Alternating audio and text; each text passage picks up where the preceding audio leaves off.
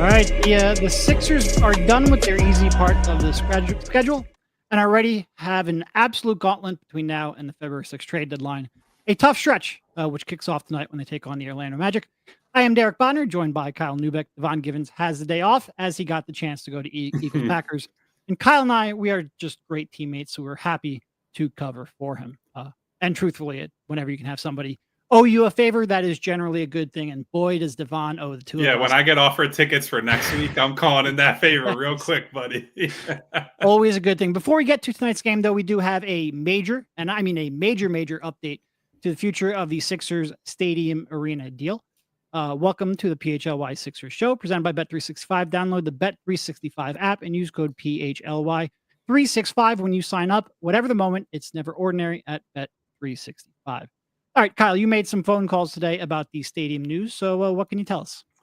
So, first of all, for anybody who somehow did not see the big headline, the Sixers are no longer going to have a Center City Arena. So that's the big takeaway, right? That's where we start, because after years of debates, after studies were commissioned, after going through an intense city council process and small group vote before going to the full floor and getting approved less than a month ago, around Christmas time. It just happened. Happened. They just got it all approved after all the work, after all the money spent.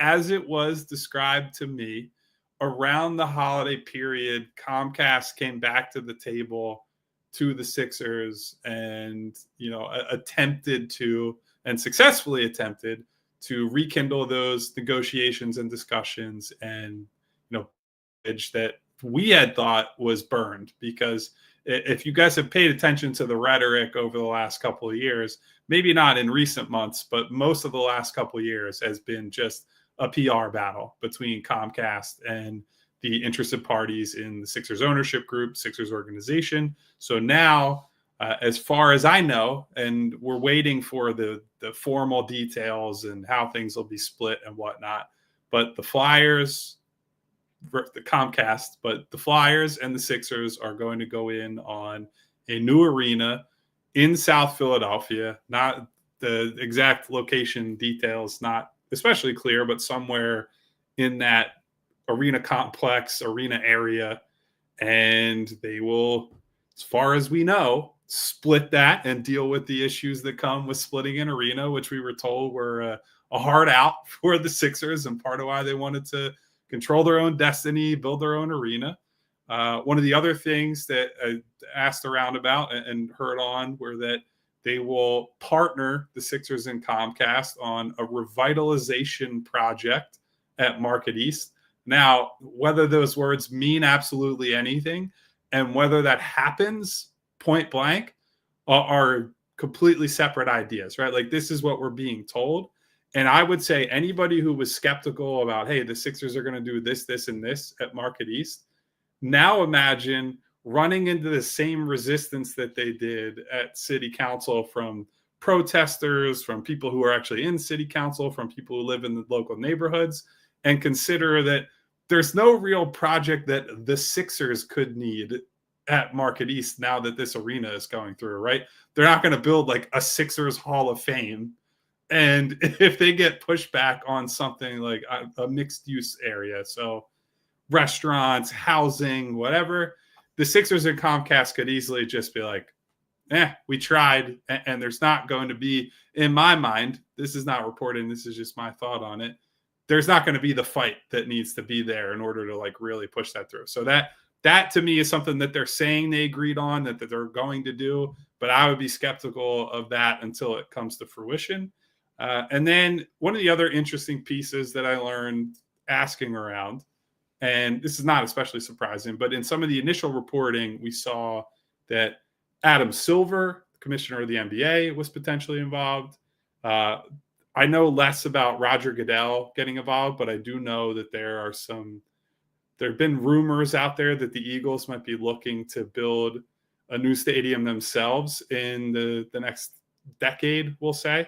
And so Roger Goodell allegedly is involved. My understanding of Adam Silver being involved in some of these discussions between Comcast the Sixers and, all the power brokers around here is that Comcast is a big media partner of the NBA's. They were warring with the Sixers for years. And I know that it was in Adam Silver's interest to mend that fence, build that bridge, however you want to put it, and get one of their major market teams and one of their media partners back on, if not the same page, at least close to the same page. So that's what I know and we know for now. For Sixers fans, I would say if you were of the mindset that you didn't want things to change, if you value the sports complex down in South Philadelphia, that I think this is a win for you. I would say I'm, again, as I've been throughout this process, I'm fairly neutral on it all because my biggest concern was just keeping the Sixers in Philadelphia some way, somehow. I don't especially like that the evil empire running Philadelphia won out here in some way, but that's about all we know for now. So I guess, Derek, as you're coming in with the others from the burbs, your thoughts? Yeah, I mean, I think it's tough. On the one hand, I think a downtown arena would have been fun and interesting and help revitalize. There's two ways of looking at the location of the arena. There's one, revitalizing a business district that's pretty much dormant and completely underutilized. And then there's the impact on, Chinatown and the people who live there and around. And I think it could have done really good things to revitalize an area that is just completely underutilized. And then I also think there's an ancillary benefit where, if that is what's needed to sort of kick the state into funding SEPTA the way it should be funded, I think that could have been a great thing because I think this city really needs better transportation and specifically better regional rail and more frequent, more reliable regional rail. I don't think you're going to get people to truly adopt regional rail until you invest the money to make those schedules predictable and reliable, but they're not going to do that until they know that they have the demand. And this would have been a way to sort of do that. So I regret the loss of both of those. But if there's one thing that I don't have like an idealized picture of the arena complex. I don't necessarily love that, even though it's been there pretty much my entire life. I do think if there's two benefits to it. The first benefit is it doesn't disrupt anyone. And while I will acknowledge that there is an economic impact to the arena at Market East, there's also a disruption impact. So, this is at least the answer that disrupts the fewest number of people. It also brings, I think, the least amount of benefit, but it disrupts fewer people. And also now there's been this sort of like promise from Comcast about what that stadium complex could be. And that promise has sort of been there for 20 or 30 years, and they've never really made good on it. Yep. The success of this will largely depend whether or not they actually follow through with things that they have discussed in the past. If they don't, all right, you got a new arena, not really a lot changes for good or for bad.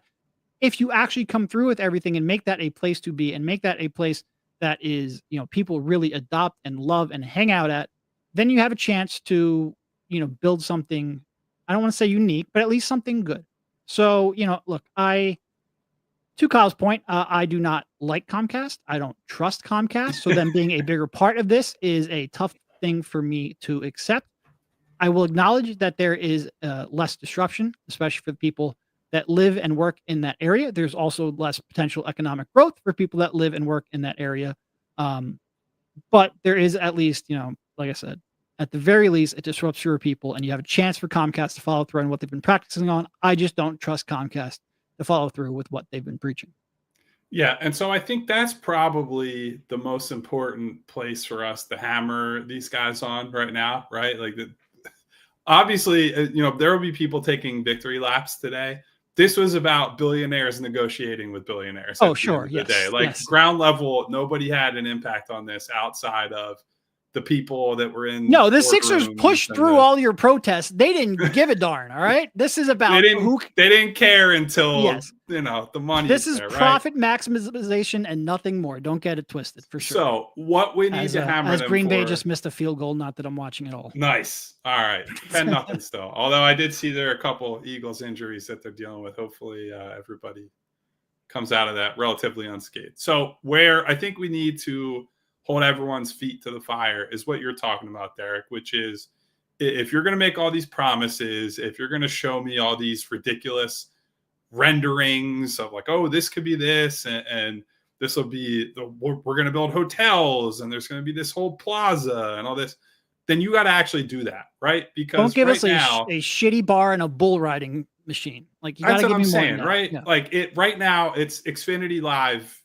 in a parking lot, right? And that's all it is. It's just that bar and a bunch of parking lots, and that's fine for Eagles and Phillies, right? Because for Eagles games, there's a whole tailgating culture. There's this whole, subdivision of fandom that is within that part of Eagles games.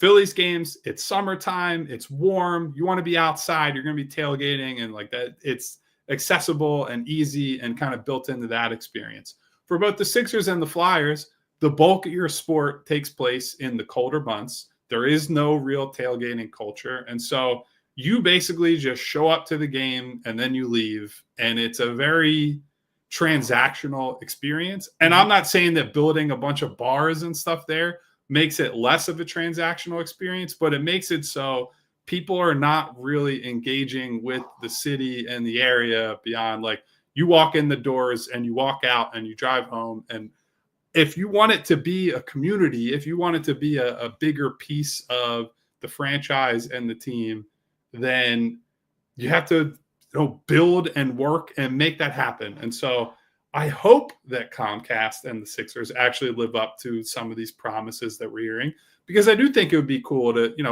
come to the Wells Fargo Center or whatever the hell this place will be called in 7 years, 6 years, whenever it's built, and have something that's not just Xfinity Live, right? Just have options. That's the beauty of, and that's why people argued in part for the Center City Arena, right? Is like new things could get built around it, but also people would come in and go to Chinatown and go to Washington Square and go to these other local businesses before they go to the game and make a whole night and a whole thing out of it. So I'm hopeful that happens.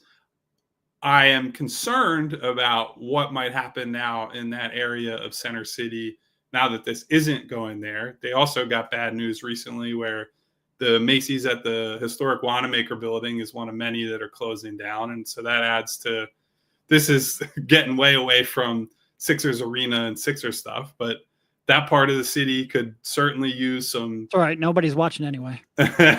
Some more activity and some more investment and yada, yada, yada from people in or around the city. But they're getting a new arena. It's remaining in Philly. And for me, those are the two most important things. The execution of it and what it looks like, we'll have to wait and see. Yeah. And look, we will have more to talk about on Monday. We will have another show, this one a 3 p.m. show, so we will get into some of that as well, especially because there is supposed to be a press conference at some point. Do you know if that's supposed to happen before or after the show? So we have not gotten official details on when it's going to take place, but I have gotten assertions that it will be Monday at some point. So right. I would assume earlier on Monday, now that this news is already out there. Yeah. So we will have another show on Monday, 3 p.m. We will talk about that a little bit. Certainly it is good that it seems like it was a done deal that they weren't leaving Philly anyway, but this remains good in that regard. In terms of, there's been a lot of discussion of sort of like who had leverage and who applied leverage on who. We won't really know that until we see sort of like the terms of it. And like I said, we'll get much deeper into this on Monday. I am sure this has become Kyle's pet topic to talk about. All right, let's see here. Yeah. All right. So let's actually talk about the game coming up here in a bit. We'll do that when we get back to the PHLY Sixers pregame show presented by Bet365. All right. I want to tell you, yeah. All right. First up, you're firing on all cylinders today. No, I thought there was a thing coming. First up, we want to tell you about TrueMark Financial. Did all that holiday shopping leave you with a credit card balance that's weighing you down? Now think about this. What if you could pay it off faster and with zero interest until 2026? It's true because TrueMark Financial is offering zero interest on balance transfers for 12 months, so all your payments can go toward reducing your balance, not just covering interest. Here's a play. Transfer your existing balance from another institution to a TrueMark Financial Visa credit card and take advantage of this amazing offer. But hurry, you have to apply before February 28th, 2025. Whether you're interested in earning rewards, cash back, or simply prefer a low rate for everyday purchases, with TrueMark Financial, you can choose a credit card that best fits your financial needs. Visit truemark.com/compare for full details and to apply today. TrueMark Financial, federally insured by the NCUA, equal opportunity lender. Terms and conditions apply. All loans subject to approval. 3% balance transfer fee applies. Standard rates apply after the promotional rate. And gang, when you're thinking about your bright future at TrueMark Financial, you say the future is bright. Who better to turn to than our friends at Shady Rays? Get ready for every season ahead with quality shades that are built to last. Our friends at Shady Rays have you covered. Premium polarized shades, and they won't break the bank. Shady Rays has hundreds of options to choose from, so you're bound to find the perfect pair to match your style.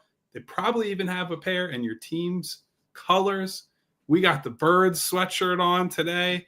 Maybe you still like the Sixers in some capacity. I don't know why, but I'm sure they have red, white, and blue somewhere on the shop.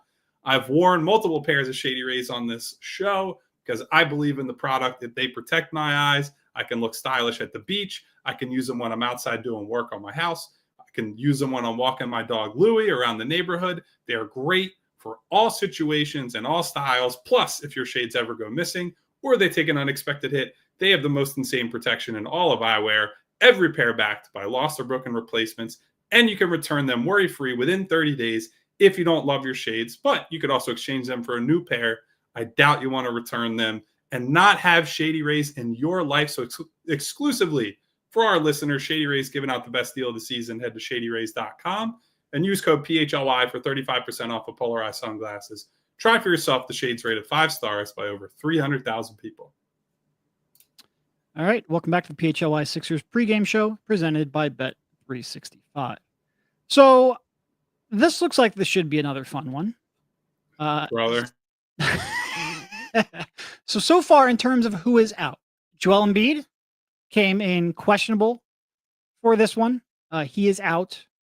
Caleb Martin's out. Andre Drummond's out. Kyle Lowry's out. And obviously KJ and Jared McCain remain out. For the Magic, Fro and Mo and Franz are both out. I combined that. Fro and Mons. That was great. Fantastic podcasting. Suggs is out. Gary Harris is out. KCP is out. Whew. This is going to be like if you are debating whether or not to watch the Eagles or the Sixers, I think you have your answer. Starting lineup, we have Maxey, Gordon, Oubre, Paul George, and Yabusele. I think generally just like pretty we were all hoping to see. A pretty standard lineup for what has been going on over the last couple of week or so. Not a lot of juice for this one, Kyle. Well, so not a lot of juice. I think we can probably step outside of the Sixers Magic preview and say we're at the point with the Joel Embiid foot sprain where it's like there needs to be more information on this. Yeah. This is not. It's one thing to say, look, he had the issue that popped up on Christmas. He plays 3 or 4 more games after that. The only one he missed in that period was the back-to-back, the front end of the back-to-back. Sacramento and Golden State missed the Sacramento game. And now he has missed 4 consecutive games. He has missed a full week's worth of games. And they keep saying day-to-day, day-to-day. Oh, he aggravated something. It's like, okay, well, how big is the problem, right? It has been a season of just pushing the problem away and saying, well, he could play soon, but he might not. And, he practiced today and I'm hopeful, but then he doesn't play for at least a couple more games. And they have, if anything, this arena thing has crystallized the messaging issue, right? They fight Comcast for several years. They finally win. And then they're like, no, actually, we're going to do a deal with those guys. It's like with Joel, it's like, well, no, he's fine, and we're hopeful he's going to play, and then the guy never plays, right? And it's just over and over again. They keep delivering one message, and I don't know how you can trust absolutely anything they say, period, let alone about Joel's health.